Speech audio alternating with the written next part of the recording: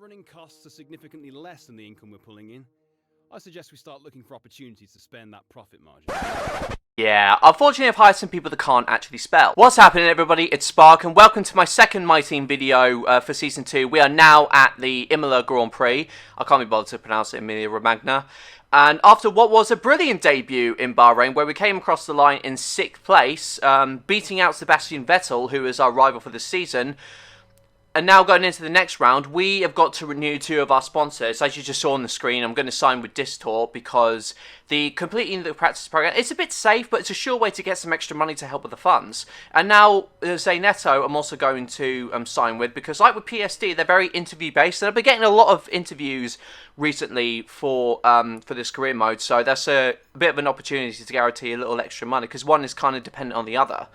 So, now looking at upgrades, we've got plenty of resource points now. We've got 2,300, but we need to start investing really in our powertrain department. So we're going to buy this magnetic compound upgrade. It's very major, so that will give us plenty in terms of performance. As you can see, we're about 7th best in the team. I know our durability, we're still at spec 1 for this, so that's another place I need to really invest in.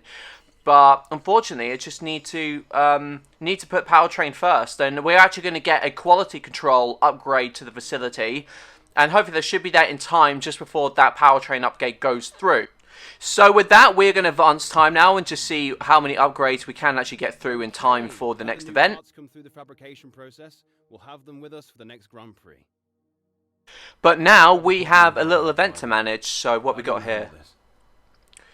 Okay, so do we want to add experience or racecraft to Dan Tectum? He's a young driver, so experience is going to come to him. So I think we are going to go for a boost in racecraft.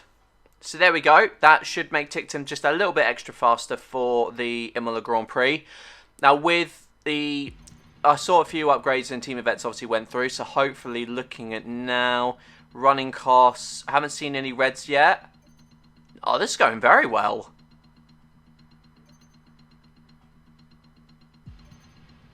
Ooh. Our new parts have completed without issue. They'll be on the car ready for the next race weekend.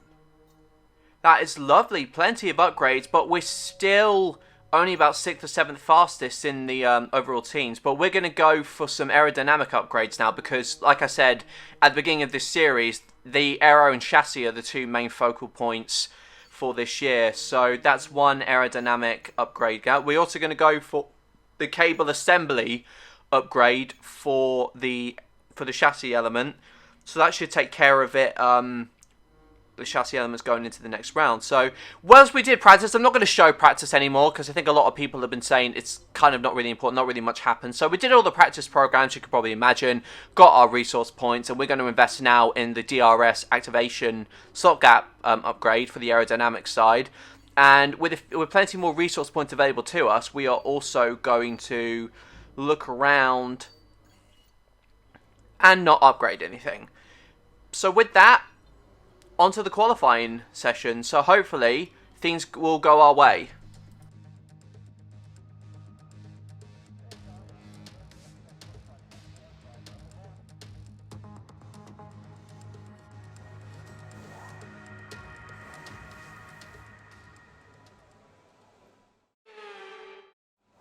Now, Imola, I've always found a bit of a tricky track. It's always been, like, you can't take advantage of the curves because they'll just punish you for it. And with the setup and everything, like, I'm not particularly confident we'll get that far up the grid. I did set a banker time, I think it's about a 1 minute 15 odd, so it's not particularly convincing. It's still higher than Dan Tickton, which is a bit concerning. So what I'm going to do now, I'm going to go on board with the lap I did that got me through actually into Q2. So go down. We've got plenty of curve there that we actually got away with. It's down the first chicane. 30 seconds left in the session. Yes, thank you, Jeff. 30 seconds left, but that's a good one. Going down into the Villeneuve chicane, a little bit wide on entry, but that's just about correct. I'm still a little bit tentative on the throttle because I'm still not fully trusting. I think I run my tyres quite high in terms of pressure, so it'll do you good in terms of traction, but not necessarily in terms of lateral grip. So that's why I have to be quite gentle on the throttle. Going down into the Agua Minerale section, I absolutely hate this one. I'm not particularly confident with it. You see, I actually have to lift off because I'm not confident I have the grip. I don't think the car will just stick with me or will just spin off and do whatever it sort of wants to do. But to go down into the next chicane, you can cut this a little bit, which I do. I had to get on the throttle very, very early. Now it's a straight run into the off-camber left-hander. Just goes down to the brakes. I'm still using the line. I'm still wondering about whether I can get around to the line. It goes very wide. Unfortunately, we've lost some time. We're about a second up. So is this enough for us to actually get through into Q2? I think it should be. And only about... No, actually, we're both through. And Dan Ticktum is through as well. So that is a brilliant qualifying session for us for IIRL Spark Racing. For the first time, both our cars are through into Q2. That is... I'm very happy I put a lot of money into I made the decision to go for the race car because that has helped Ticktum, I believe, get through into Q2. But looking at this, looking at what happened in Q2, I decided to leave my time really, really late as the track would have rubbered in and go light on the fuel just to see, hopefully that could help me in terms of time.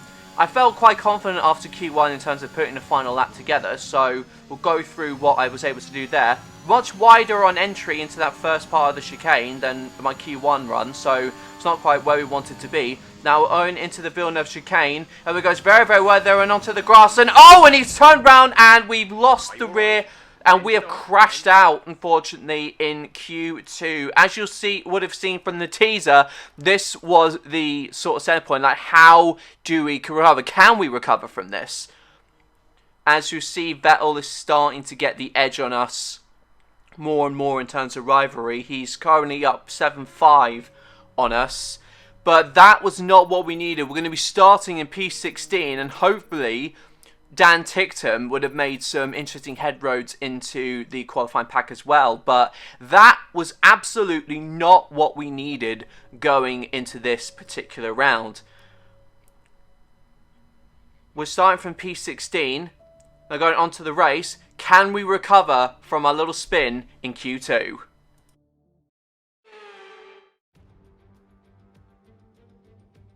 Welcome once again to the Autodromo Internazionale Enzo e Dino Ferrari. The clue's in the name. This is very much Ferrari home turf, and the locals will be out in force today to support their team in what we hope will be a magnificent spectacle of motorsport. On then to the Emilia-Romagna Grand Prix, a lap of Imola. Anti-clockwise, of course, unlike most of the Formula One circuits, will take our drivers around 3.1 miles of track. 19 turns, 9 right-handers and 10 left. Drivers will need to be precise at the hairpin at turn 7, given the subsequent uphill section. Without a good exit from that corner, they'll lose a lot of time on that stretch.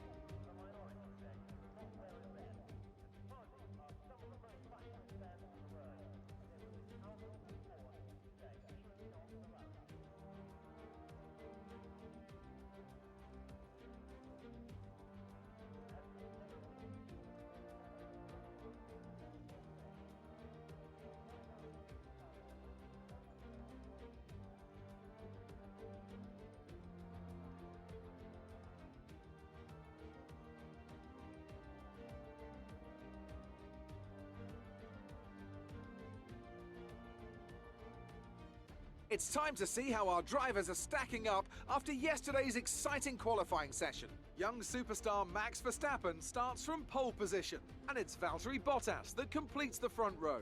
Looking down the rest of the grid, we have Perez, Hamilton, Charles Leclerc and Sainz, Norris, Ricciardo, Fernando Alonso and Pierre Gasly, Tsunoda, Vettel, Esteban Ocon and Stroll, Ticktum, the owner-driver, Antonio Giovinazzi and Kimi Raikkonen, Russell, Mick Schumacher, Latifi and Nikita Mazepin. Which of these talented drivers will come out on top today? After the points finish last race, let's aim to keep the momentum going. The power of yeeting. May it guide me. May it get me through from 16th into the points. because that's what we need today. We're going to go into soft medium for our strategy. And onto the lights now. 5 lights are on. What happens for us at Imola? It's lights out and away we go. And that's a good start from Tictum, who absolutely mugs Stroll off the line. But we haven't got the best start ourselves. We come down into the first sector. We are going to keep it very, very tentative. We go down to the inside of Lance. We hang around the outside, but we should be able to make it. Hopefully we just get overtake on, and unfortunately we don't get it on, but we have passed Lance Stroll, so that's one stuff for us. We break very, very early there, just so we can manage the Constantina. But as of there, Stroll comes back at us though.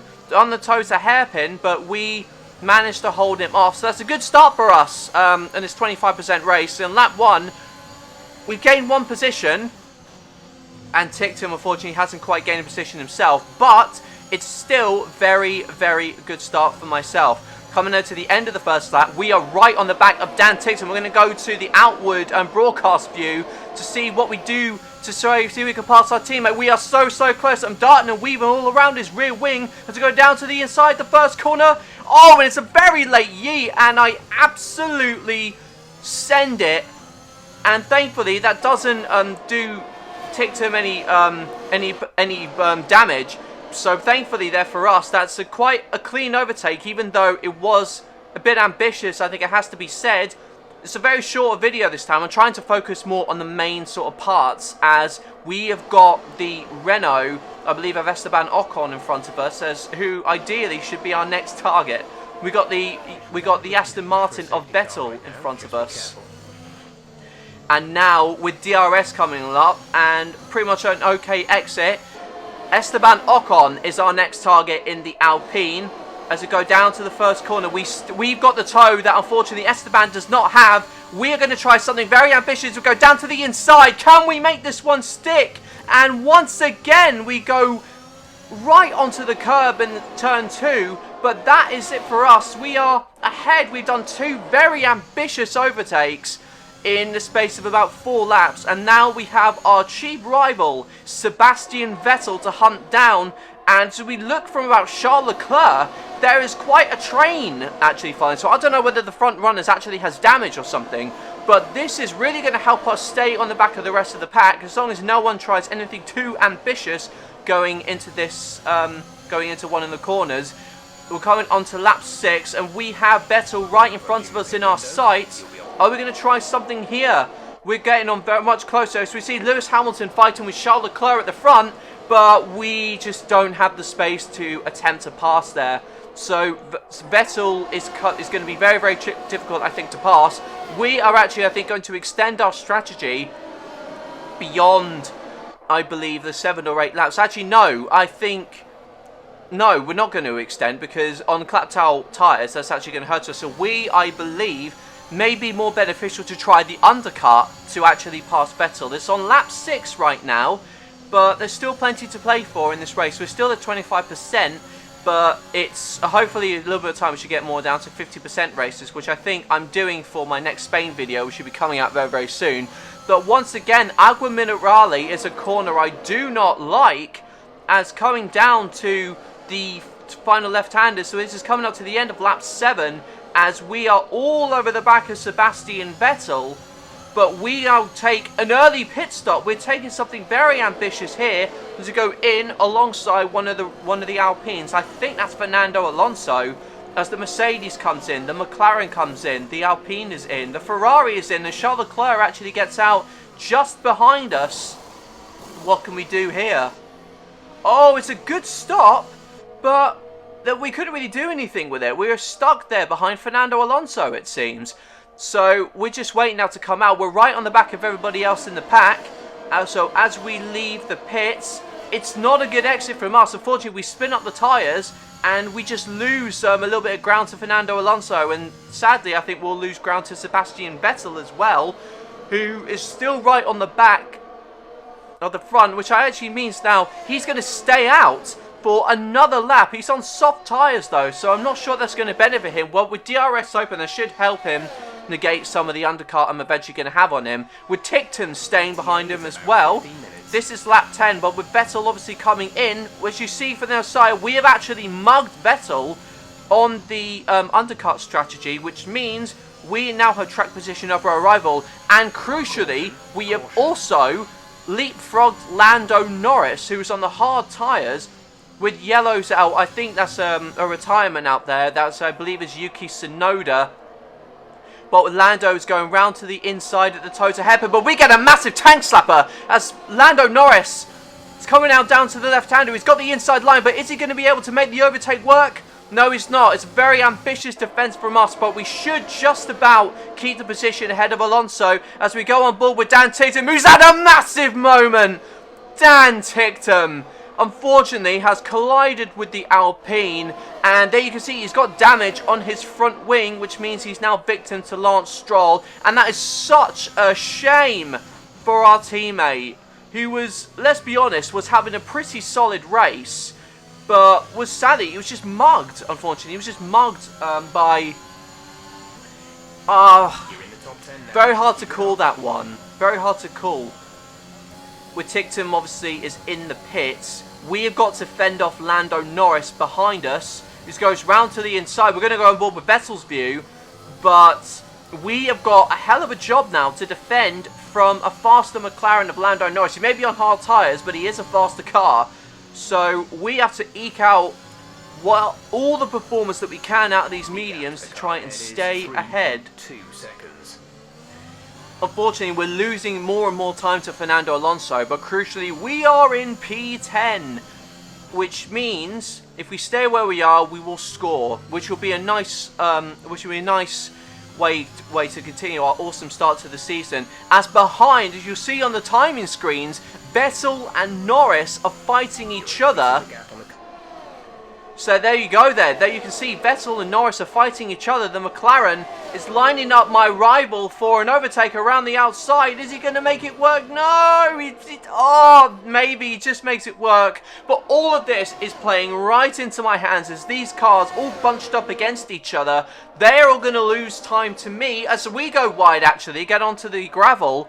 But sadly for them rather, they are going to be losing time fighting each other to be able to catch me. With a few more laps to go, as we still take it very tentatively around Agua Minerale. We even go wide there because, again, I'm just not confident with this, with that particular corner. It's not my friend at all.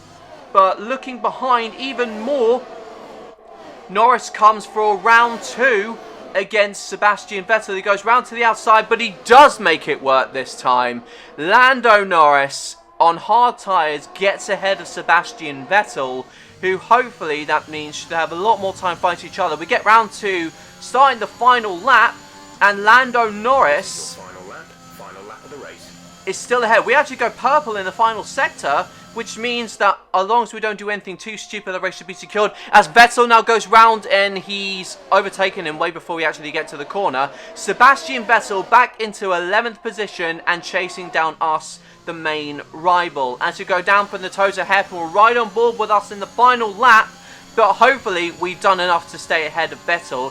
Whereas up front, I'm not sure what that train was actually, just going down into Q, going down, I think it was about lap 4, I think it was about the Hamilton-Leclerc train, but that is, that was that. As we come down, Max Verstappen, just like in real life, is going to come through to win the Emilia-Romagna Grand Prix for Red Bull, and that should see him into the lead in the driver's standings. Unfortunately, we can't catch Fernando Alonso, but thanks to some brilliant overtakes and undercutting on the strategy, we get through and we continue our scoring streak for IIRL.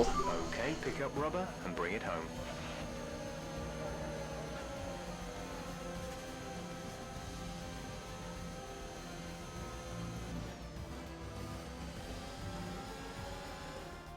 And that's it then for the Emilia-Romagna Grand Prix. And what a sensational victory they've managed to pull off here. Anthony Davidson, how do you think they were able to set themselves apart today? Well, I honestly feel it was down to the driver and car today. I mean, we can talk driver skill all day, but if you don't have a solid team to back that, you're never going to get anywhere. When you hit that sweet spot of having both an excellent driver and an incredible car, that's when you see results like those we witnessed today. Red Bull put up an outstanding fight for the front position today, and it's great to see it paid off for them. They do so much for the sport that you can't help but be delighted by today's race win. Not just that, a 1-2 for Red Bull as well, which is more than what they achieved in real life in the 2021 season. Hard to think the only 1-2 actually went to McLaren of all teams, but hey, stranger things have happened in Formula 1. But this is all about us, and we have scored another point in our quest to bring ourselves to the top of the F1 world. Brilliant result all around for us, but I have to say I am so gutted for Dan Ticktum, because he really, really tried that one. Now, unfortunately, that's not going to do anything good, I think, for his morale. But, yeah, as you can see, Vettel's still getting the edge of us in terms of the rivalry. But at least there's more driver acclaim for Dan Ticktum, who goes up to number 10, ranked 10 rather, in his rankings. And as for money, we answered all the interview questions. You just didn't see them, so I was just trying a shorter format, I think, for the episode. But there you have it, guys. That's essentially how the Imola Grand Prix went. It was a very interesting one. It was a track that I didn't necessarily like, but it was something that, for all intents and purposes, I just managed to make it work. And with 5 million to invest back into the team, we're just going to have a bit of a think, obviously, where to put all that money. So I think from there you'll see what I do in the next video, guys. So thank you very much for watching, and I hope you've enjoyed a much smaller episode than what I currently put. Usually they're about 5 minutes so longer, so I hope you've enjoyed that. If you liked the video, then do leave a like and make sure you subscribe to the channel as well. That will really help me out in terms of producing more content for us. And with that, with the standings as well, we're getting quite far, so hopefully there's more to come from this particular series. I think shortening it to 16 races is definitely brilliant, a good idea for me. But next time coming out in Spain, plenty happening there. Look forward for the teaser for that coming out very, very soon. But as for now, guys, I'm going to leave you there. Thank you all very much for watching. I've been Spark, you've been Brill. See you next time. Bye-bye.